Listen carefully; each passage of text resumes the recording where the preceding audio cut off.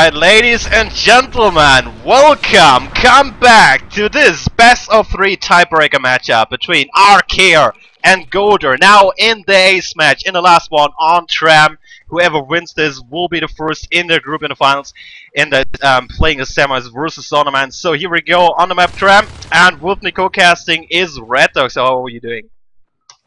I'm doing great. I am so excited for this match. I'm still trying to calm down from the last one. So, gotta get a little bit of composure here. We're seeing Vok from Godar and Heracles in the hub, playing a little bit of cat and mouse against Fana. Meanwhile, over in Warehouse, we see Skugin stopping Mendas and Alcalde from coming in, or he's gonna try anyways. We see that blueprint down for that RT. He does sneak right by them Yeah. and run right to the platform RT. Yeah, that's the smartest. He doesn't want to seek the engagement there. Just go force the Marine to come back, which is Archaea right now. That's something you really hate as a Marine. Forced to be running back, you know, and not pushing forward. Running backward is always something you don't want to have. Yeah, and for nothing too. He runs back and no one's biting the RT. Skugin's just kind of playing with him right now, buying his time off of the map. Fana on the roof there in hub. Vok knowing that he's there or either covering the hallway. Heracles doing a little bit of covering there in the entrance to elevator transfer from the hub. There's actually no kill yet. No engagement yet. Yeah. 0 kills. 90 Maybe seconds they're gonna again. go for the diplomatic win. Oh, here we go. First blood. Finally, first blood goes to duty. So Archaea trying to opt to go for this RT hunting Godar yet again, not too aggressively. And look at this camping by all the players. Alcalde, like Ray, like all the players are trying really to outsmart their opponents. And I love this high skill actually shown by both. Just not going straight into this engagement, really try to outplay the opponent. Yeah, Mendas on fire in Warehouse, taking down 2 skulks. They do take down that RT, but it gets redropped. Oh my god. Warehouse. I'm sorry. You see the advanced armor is going up? You know what it means? You know what that means? I know what it means. Guys, ladies and gentlemen, I think we will see an exo-timed rush. The last time I saw an early exo was Aatrox versus 156. They pulled out an exo in 7 minutes. This is just to be sure what this is, guys. This isn't all-in. This isn't cheese. This is a cheese move by Godar. What they need to do to make this work: play defensively, hold at least 4 extractors, not lose the second RT, second CC, get this Proto up as soon as possible. You can squeeze in Armor 1 as well. You can need also squeeze in Welders. If you hold 5 RTs, you can also get Mines in for the base defense. And later on, you will 3 Exos push for the Hive, 1 Exo camp the base, and 1 Welder with the push group and a Commander dropping Mines in your base. I think that's gonna be it.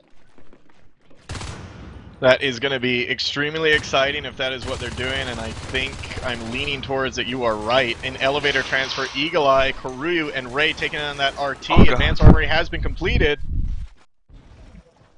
I'm sorry, I interrupt you again. They just used Nano Shield. They basically did show Archaea what's up.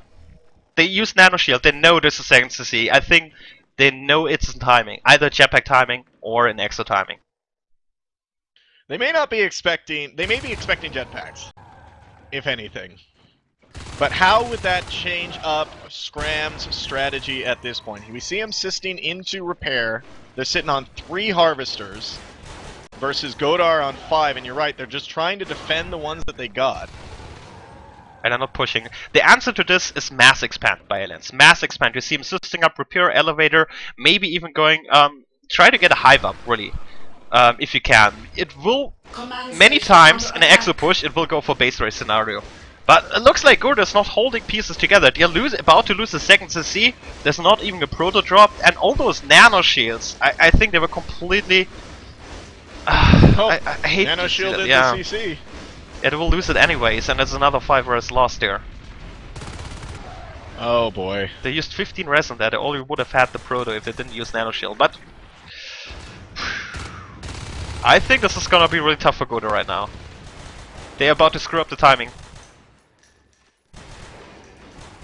Well, it looks like, you know, with Archaea knowing that that is... Oh, there goes the CC again. Skugan and Karu don't see it as they run out. They're going to try to rebuild this. They're just biting RTs left and right. Look at the expansion there by Scram.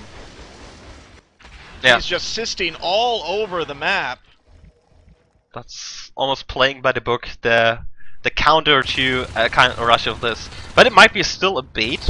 Maybe they're also attacking. They don't see a proto lab anywhere. They could maybe try to transition into a normal game. But the problem with that is they absolutely didn't know the pressure, the aliens at all. They're going to get about 5 harvesters. There will be a lifeform explosions of fates later on. 3 fates will hit the field, then we'll have enough of T-res to actually replenish them as much as they want. Godar has to do something. Either they stick with the push, get a proto up. Is it going? Oh yeah, there it is. There's I proto. don't know if they're gonna, timing-wise, I mean, like you said, if they're gonna be able to do that. They're losing Marines left and right on the map. Oh, they do have a proto lab, and I take it back. They did get it up. The proto is up. They still need those 30 resources to get Exos running, and the CC is about to die. That's really important. Menda's trying to run in there. Maybe this time a nano shield. Oh, nano shield. Nano shield is down. 6%. Ah. Oh, Skugan takes it down. Oh boy, that's gonna set them back. I think now what they're trying to balance right now is, a good balance between defending what they need to defend and also leave a little bit of pressure towards Archaea, which, it seems to be failing right now. Yeah, second hive has been dropped in repair. They could even drop later on elevator. This is definitely what will help them out. If you have a base trade scenario with those exos push out, you can trade those bases, because Marines basically have only one base. And if you can get all those hives up in the field, you will win that, most of the cases. Because exos are super slow. And the problem is they're already so heavily delayed right now. It's not even started, 7 minutes in the game. And they got jetpacks! It's jetpacks, not exos anymore. It's early jetpacks.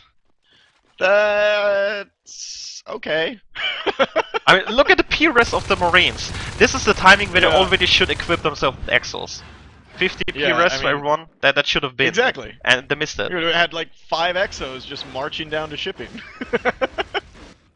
Yeah, 3 plus a welder. But yeah, that's why I think they're switching up. They know they missed the timing, so trying to do their best just with jetpacks.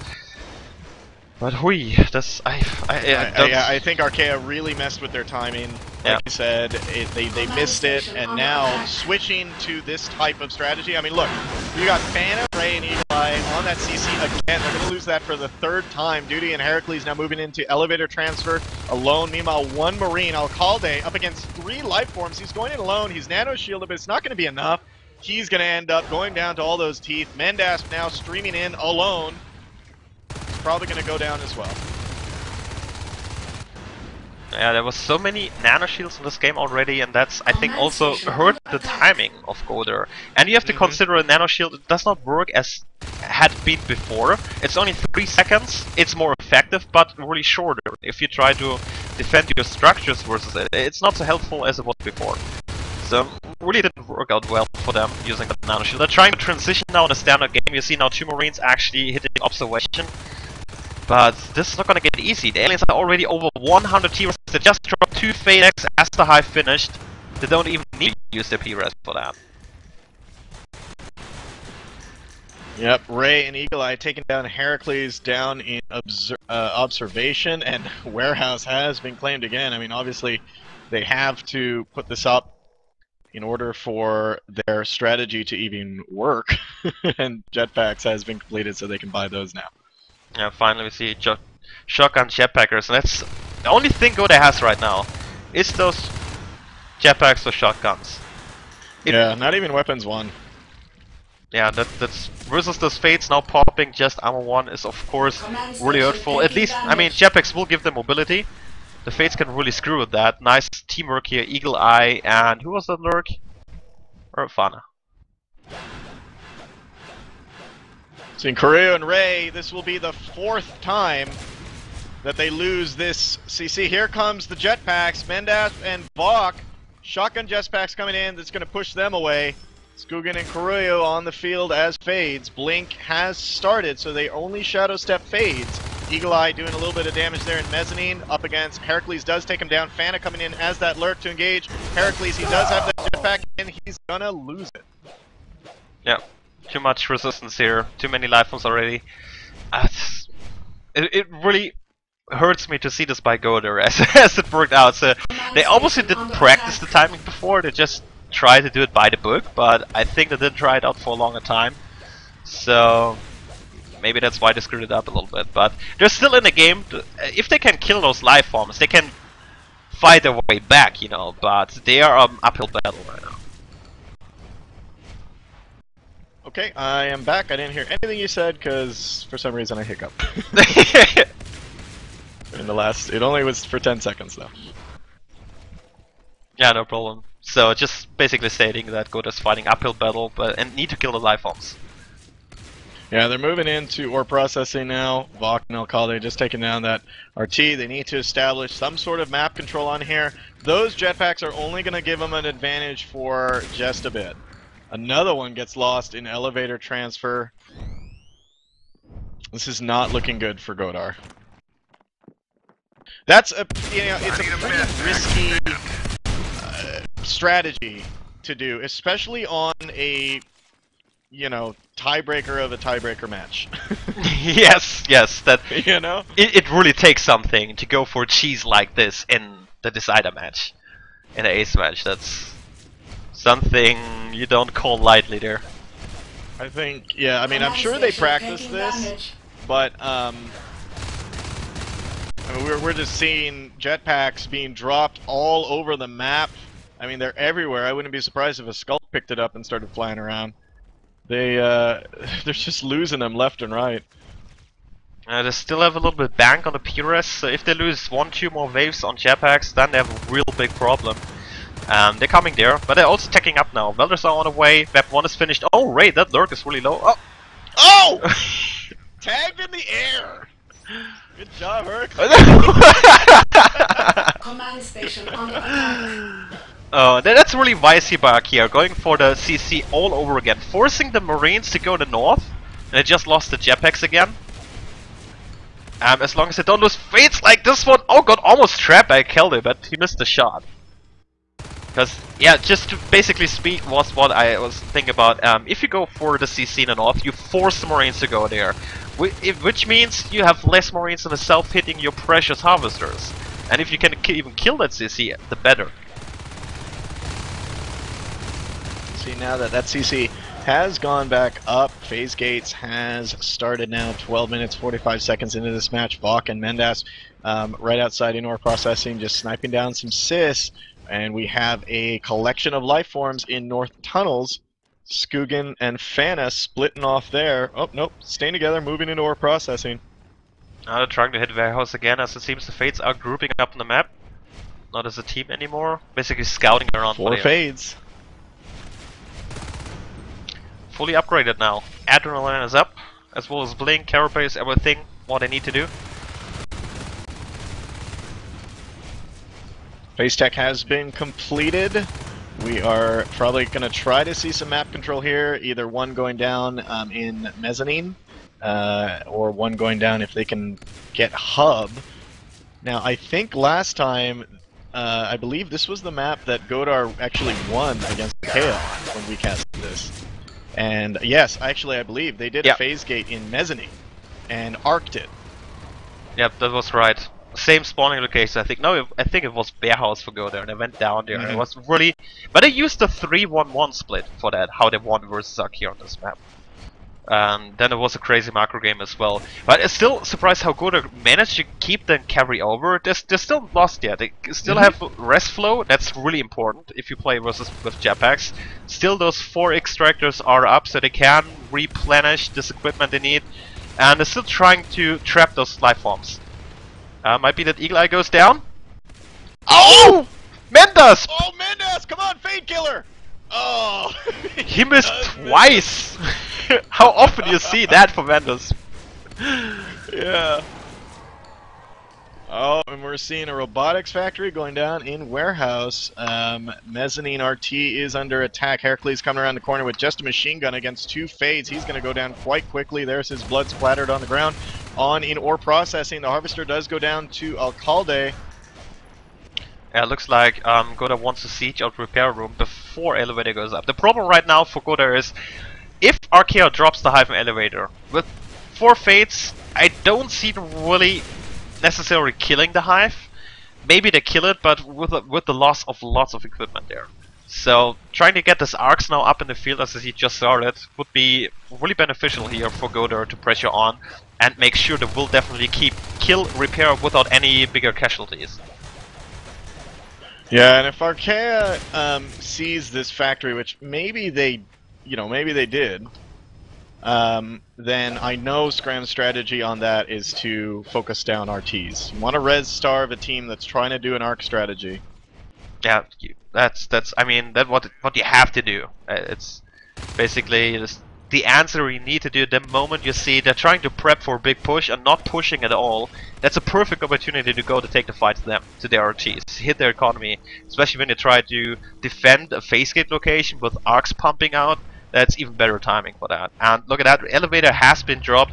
Not sure if they scouted the robo, but I think so. Yeah, the fates are blinking in and out, so they should know about the timing. And it's also a good answer. It's not mass expand, drop hives, get on their RTs, and it's gonna get really the time window is closing really fast for Godar. Yeah, things about to get real up in here. That's my attempt at that type of speak.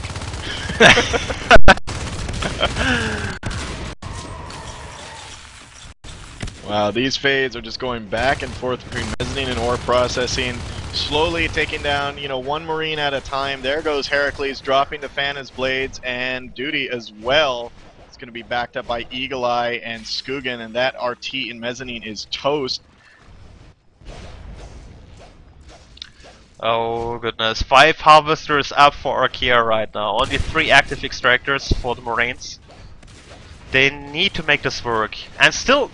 Oh, did they kill a Fade? Eagle Eye is not a Fade anymore? I'm wondering. Or is he even honouring? He could be. He's an egg for quite a while. Yeah, so, I mean, could be that they had T-Res. I mean, they dropped 2 T-Res Fades at the start. I think that's an honors. Well, Ray as well, 67 on that, 72 for Fan, 83 for Karu. He can, Archaea can shut this down right now. Godar is about to get steamrolled. There's an Onos. Yep, Eagle Eye pops out of that Onos egg. Oh, we have only weapon 1. Only weapon 1. Yeah. Weapon 1, armor 1, jetpacks and shotguns. Not a very good combo. There comes Eagle Eye. Look at him sneaking around. Big guy, he's just like, shh. Oh, still has to watch out. 3 jetpackers, no fates around. He can easily die there. Watch out, Eagle Eye. And he's running back, knowing wisely he cannot engage alone. Yeah, I don't know why he actually went that far in without... Maybe he thought his fades were behind him. He turns around, guys? I think they were, but they came a little bit too late when already the Marines were in top, so not a good position to engage. And then they ran all out. Which is, of course, a good move. I mean, you don't want to lose your life forms right now. You already have the upper hand. Archaea is in a good spot here. They can basically decide what base they want to rush to. As soon as Godar moves out with like 3 Marines or Arcs or somewhere else, they can choose to defend with the whole team or just go for a counter rush somewhere. And even if they lose a hive, they're about to get 3. That's a free honors factory, and it's almost finished. Yeah. Look at this. Archaea owns, good half of this map. They have healing bases and shift and healing bases. 1 right outside elevator transfer, and 1 in the hub, and obviously repair room. So if you cut the map in half, they have healing bases basically anywhere, anywhere from their attack points. Yeah, even getting mezzanine as a harvester so close to the Marine Star, that's a sign. We see the first 2 arcs, it's just merely 2 arcs trying to move out somewhere on the map. Looks like Kaival is looking to see where he's pushing, and yeah, he's choosing for ore to this little corner repair. Usually would see 3 arcs in the push, but that's how broken he is on res. He's getting weapon 2 finally, which is heavily needed against that. Oh, look at this push! Station taking damage. Going on the power.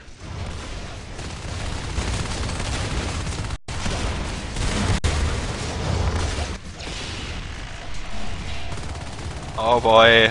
There's still 4 Marines in here. The Gorge keeps biling. 10%, 9, 7, 4.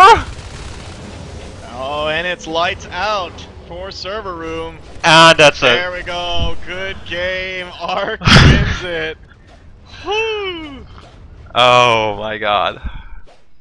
Whoa, what a game. What a match, I'd rather say. What a match. Archaea is #1 team of the Division 1 Group A, and as